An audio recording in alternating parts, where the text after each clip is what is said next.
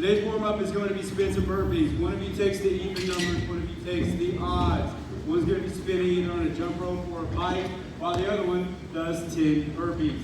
Chest down to the ground, then exploding up, and then they will switch. He will go into the spins, and his partner will do 9 burpees, and then his partner will come back and do 8, and he will do 7, so on and so forth. One's taking the evens, one's taking the odds, all the way down to 1. Today's interval is increasing throughout. So you knock out a section, you will do 5 squat jacks, grabbing a reasonable dumbbell. We're going to squat with our feet apart, and then we're going to explode up, bringing our feet together and putting the dumbbell over our head. Then we knock out another section, then we will do 10. Knock out another section, then we'll do 15, so on and so forth.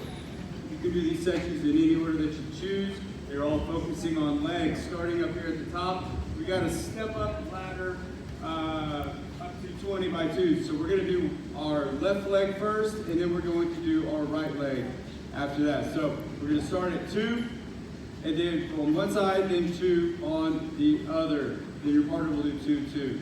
If you want to grab a set of dumbbells, make it a little more challenging, please feel free. If you are on like one of these shorter boxes, you have dumbbells in your hands, I'd rather you go up to a higher box than put dumbbells in your hands on a short box.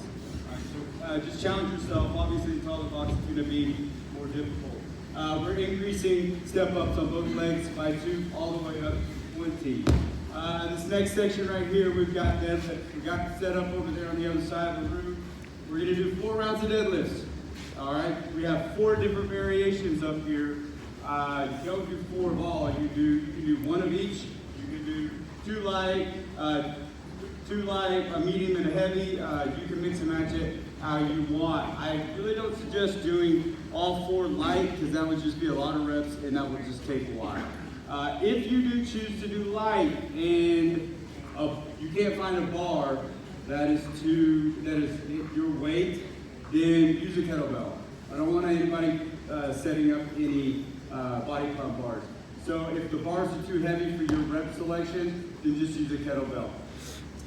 These 3 right here, the posture and form are going to be the same. We're hinging at the hips, keeping that back nice and tight, slight bend in the knees, feeling that pull on the hamstrings, and then coming up, squeezing those glutes when we get to the top. So light, if you're going to choose light, I want 38, 39, 40 to become a challenge. There's no active rest up here because deadlift should exhaust you. You should be able to want to rest when you get done. Medium, choose it. I want 18, 19, 20 to be a challenge. If you can get 10 more, you didn't go heavy enough.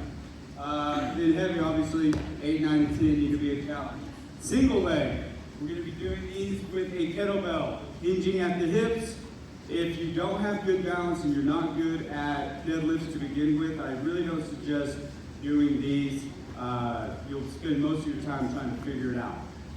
But if you can't find your balance by just standing on one foot, we have the option of putting a little kickstand back there. It's still pretty awkward, but it just helps you out with your balance a little bit. So we're going to do 10 on one leg and 10 on the other.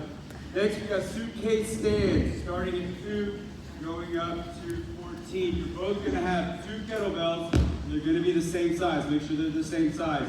And when you go down, I want both hands to be able to grab the handles. All right, that is going to prevent you from tilting over and picking it up and then being off kilter. We're going to stay square, go down, and when we come up, we're going to pick one of them up. And then when we go back down, we're going to set the other one down and then pick the other one up. That's going to be 2. Then your partner does 2. And we will do 4 or 6. Each. Hey, he's mean. So that would be 1. And then, so we're going to do 1, 1, 2, 2, all the way up to 14.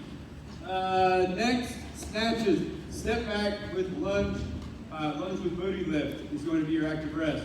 You're just going to do a reverse lunge, and then before you come up, drive that heel to the sky, alternating that. Snatches. 4 sets of 10 here, guys. So you got 4 chances to find that good weight. We don't want you grabbing something to where after you do 10, you can get 10 more. Grab something challenging, guys.